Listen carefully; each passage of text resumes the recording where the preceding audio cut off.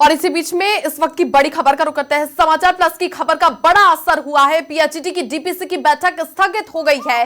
DPC को लेकर के बैठक से पहले कई सवाल उठ रहे थे। पीएचईडी मंत्री की बिना जानकारी और समीक्षा के ये बैठक रखी गई थी और कुछ चहेतों को फायदा पहुंचाने के लिए बड़ा खेल चल रहा था। डीपीसी कराने में एक छोटे बाबू की मिलीभगत भी सामने आ रही थी। वहीं पर जेईएन से एईएन के साथ में यहां पर प्रमोशन के पीछे भी खास मुलाकात हुई थी। समाचार प्लस के खुलासे के बाद में पीएचईडी मंत्री की जानकारी में यह पूरा मामला आया, जिसके चलते आज होने वाली डीपीसी की बैठक को स्थगित कर दिया गया है। बैठक स्थगित हो जाने के कई इंजीनियर्स के सपनों पर ये फिर से पानी फिर गया। बड़ी जानकारी है और समाचार प्लस की खबर का बड़ा असर हुआ है। पीएचईडी मंत्री के संज्ञान में जैसे ही ये मामला आता है, उसके बाद में इस बैठक को स्थगित कर दिया गया है। ये बैठक काफी महत्वपूर्ण थी, लेकिन जिस तरह से डीपीसी कराने में एक छोटे बाबू की मिली भगत सामने आ रही थी, वहीं पर जो जेईएन से लेकर एईएन के साथ में प्रमोशन के पीछे जो खास मुलाकातें हुई थी, अब उन सभी पर पानी फिर चुका है और डीपीसी की बैठक को स्थगित कर दिया गया है।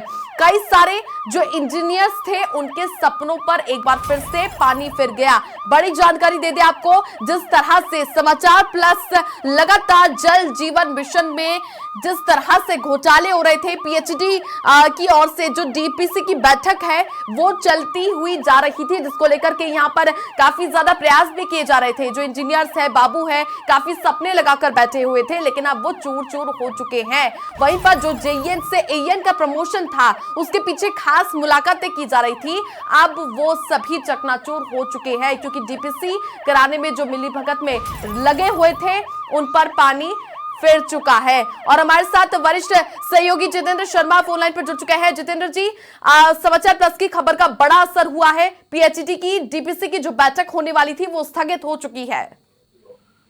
जी बिल्कुल सही कहा आपने।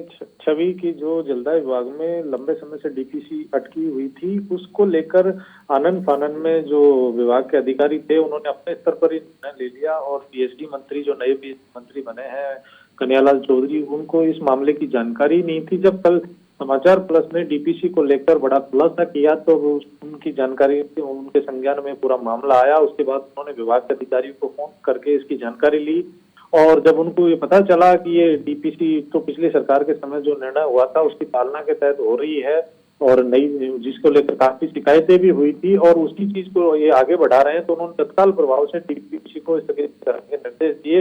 इस पूरे मामले को मेरे संज्ञान में लाया जाएगा, मैं इसकी समीक्षा करूंगा, रिव्यू बैठक करने के बाद ही डीपीसी पर निर्णय लिया जाएगा। तो आज जो 4 बजे डीपीसी की बैठक होनी थी वो स्थगित करनी पड़ी विभाग को और अब नए सिरे से इसकी समीक्षा होगी और उसके बाद ही विभाग के जो डीपीसी है 2023-24 की, उस पर निर्णय होगा। जी जितेंद्र जी, वहीं पर कई सारे जो यहाँ पर सपने लगाकर बैठे थे, चाहे बाबू हो, जो जेईएन बन रहे थे, उनके भी सपनों पर पूरी तरीके से पानी फिर चुका है, क्योंकि डीपीसी की जो बैठक होने वाली थी, जो बना बनाया खेल था, पूरी तरीके से खत्म हो चुका है। जी बिल्कुल, ये पूरा मामला है जेईएन से लेकर चीफ इंजीनियर की डीपीसी का जुड़ा हुआ है। चीफ इंजीनियर की डीपीसी और जेईएन की डीपीसी जो होनी है वो विवादों में रही, क्योंकि इसमें कुछ ऐसे आपस में जो यांत्रिकी और टेक्निकली जो सिविल के इंजीनियरों का बीच का जो विवाद है, उस विवाद के चलते इस पर काफी समय से निर्णय नहीं हो पाया था और इसी चीज का विभाग के आला अधिकारी फायदा उठा रहे थे। वो इंजीनियरों को इस चीज के लेके किसी का फेवर करने के दबाव बनाया जा रहा था और उस दबाव के चलते इसमें काफी कुछ सौदेबाजी की भी जानकारी सामने आ रही है कि एक मोटी राशि सामने आ रही है कि इंजीनियरों से ये राशि उगाई गई है। हालांकि अभी तक इस चीज की कोई पुष्टि नहीं है कि ये राशि कहाँ पहुंची है, क्या है, लेकिन ये शिकायत जब पीएचडी मंत्री तक पहुंची तो उन्होंने इस मामले को तुरंत संज्ञान में लिया और उस पर निर्णय जब उन्होंने कहा कि इस मामले को तुरंत प्रभाव से स्थगित किया जाए डीपीसी को, और जब तक इस पर पूरी समीक्षा नहीं होगी तब तक जो डीपीसी है उस पर निर्णय नहीं लिया जाएगा। सरकार इस पूरे मामले को संज्ञान में लेकर इस पर समीक्षा करेगी और निर्विवाद डीपीसी की प्रक्रिया आगे बढ़ाएगी।